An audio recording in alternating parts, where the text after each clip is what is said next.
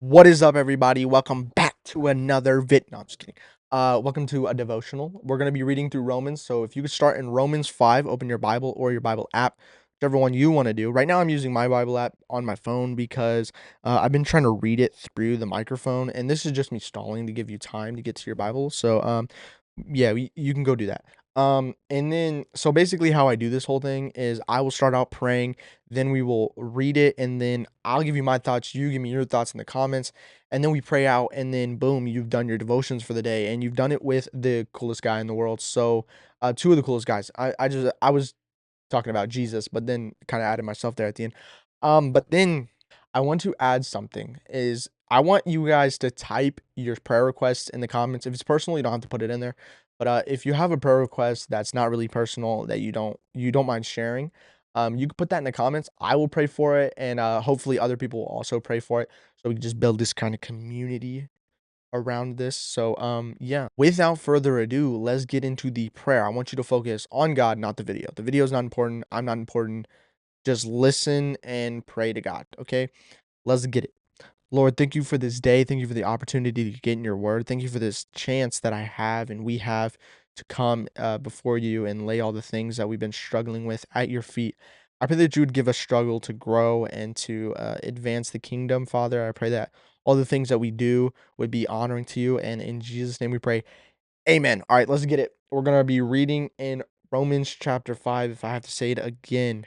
I did actually I restarted this video because I started reading it and I was like, am I sure that this is the right one? I was like, cuz I think I've read this already. And then I was thinking, I'm in like 9 different Bible studies, bro. Like I'm in the one at my church, I'm in the one with my family, I'm in the one with someone else, and I'm with mine by myself. That's like 4. And so I'm just reading all over the place cuz we're trying to like read the Bible in a year, and we're kind of being unsuccessful at that. But anyways, let's get into it. Let's start reading. So chapter 5 of Romans, it says, "Therefore, since we have been justified by faith, we have peace with God through our Lord Jesus Christ. Through him we have also obtained access by faith into this grace in which we stand, and we rejoice in hope of the glory of God. Not only that, but we rejoice in the sufferings, knowing that suffering produces endurance, and endurance produces character, and character produces hope, and hope does not put us to shame, because God's love has been poured out into our hearts through the Holy Spirit who has been given to us. For while we were still weak, at the right time Christ died for the ungodly. For one will scarcely die for a righteous person, though perhaps for a good person one would dare even to die. But God shows his love for us. Even in while we were still sinners, Christ died for us. Since therefore we have been justified by his blood, much more shall we be saved by him. For the wrath of God, for if we were enemies, we were reconciled to God by the death of his Son, which much more, now that we are reconciled, shall we be saved by his life. More than that, we also rejoice in God through our Lord Jesus Christ, through whom we have now received reconciliation. So, this is the part we're going to continue reading because we're going to read this whole chapter. So, just stick with me. Don't go anywhere yet. Um, so basically what I got from this is just like me reading through. I think that it's trying to tell us that like, yo, we're not saved by anything we're doing, but we're saved because God and Jesus died on the cross for us, and that we're paid by that. So like there's nothing that comes in between that. There's no extra stuff. And that he died for a ungodly person, a unrighteous person, but he also died for us.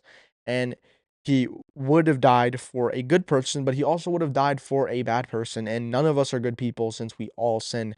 Not one is good, as the Bible says. So I think that it's really showing us that we need a savior and that Jesus did that. And so if you ever had to go tell someone like why they need Jesus, this is why. It's because you're a sinner and I'm a sinner and we need Jesus together. And I'm just trying to share that with you. So that's what we be getting from that. So if you want to type down in the comments what you felt about it and how you perceived that. All right. So I'm gonna continue reading in Adam, death in Adam, life in Christ. All right.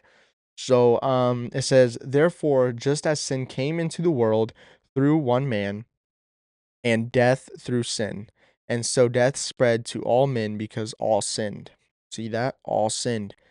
And then, for sin indeed was in the world before the law was given, but sin is not counted where there is no law.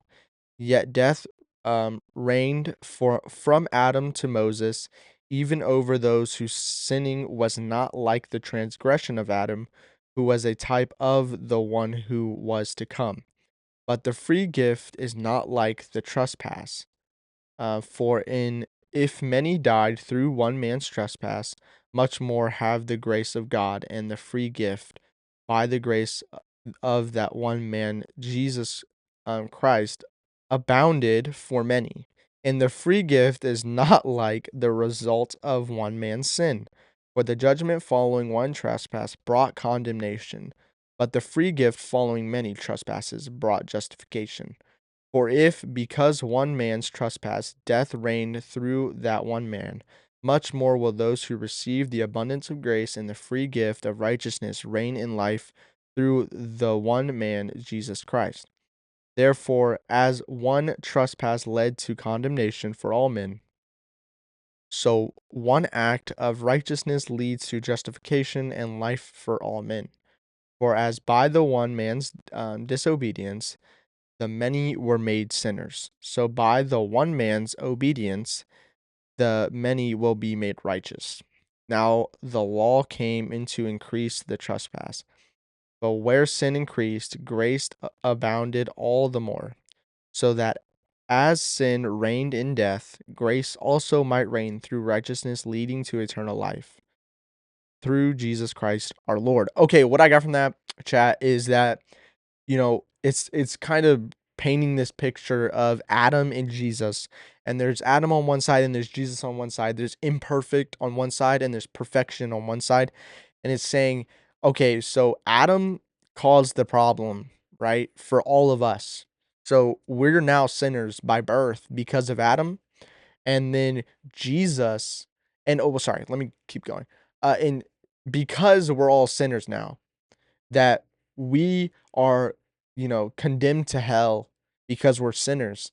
But God's saying, I sent Jesus to die on the cross, so why can't he bring you back to righteousness? Why can't Jesus bring you back to righteousness because he died a perfect person? Died both man and God, he died on the cross for our sins so that we could be forgiven and that we could be counted righteous before God and that we could join him in heaven. So that is what I take away from that, is that there's this parallel between sinful man and Jesus. Though Adam caused a lot of pain and a lot of sin to come into the world and we all to be affected by it, Jesus also died, never sinning a day in his life. And that also should affect all of us. And it does affect all of us. And so I think that's really what it's saying. That's basically what I got from it. So remember, don't forget, because like people watch these videos and don't listen to me at all. Like, if give me an ounce of authority real quick, all right? And just listen. Go down in the comments and type what you thought, or type your prayer requests. You got two options there. I hope you will choose one of them. Another option is to like and subscribe if you want to do any of that. But yeah, I'm gonna pray us out, and then we're gonna continue on to our days. All right. So let's get it.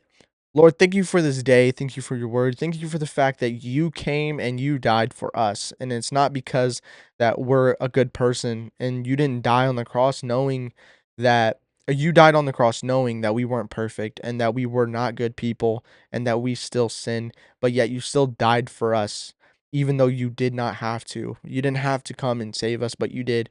And I pray that we would just really recognize the weight of our sin and that you would show us how much it really means that you came and died on the cross. I pray that whatever interactions that we have today or, this week, that we would be able to bring your name up, that we'd be able to share the gospel with people who don't know you, and that we would be able to extend that mercy that you've given us by dying for someone who's imperfect. And I pray that if there's anyone that we hold a grudge against or that we don't like, that we would just give them grace as you've given us grace. And I just thank you for all the blessings that you've given us.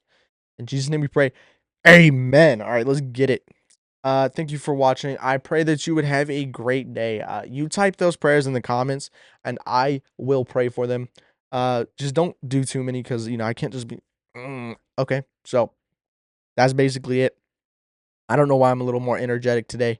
I'm an introvert by heart, y'all. So this talking to the camera is a lot easier, and just knowing that you're gonna see me later is much easier than actually like, you know, yeah, yeah. I'm a good talker though, right? I think I am. I think I'm okay. I'm okay. I'm pretty mediocre. All right. I'll see you later. Be productive today. Get something done. Have a good day. Now people's crying about burning coal, but not the poor souls who's a digging it. I reckon there's been many good men in the grave trying to keep our houses lit.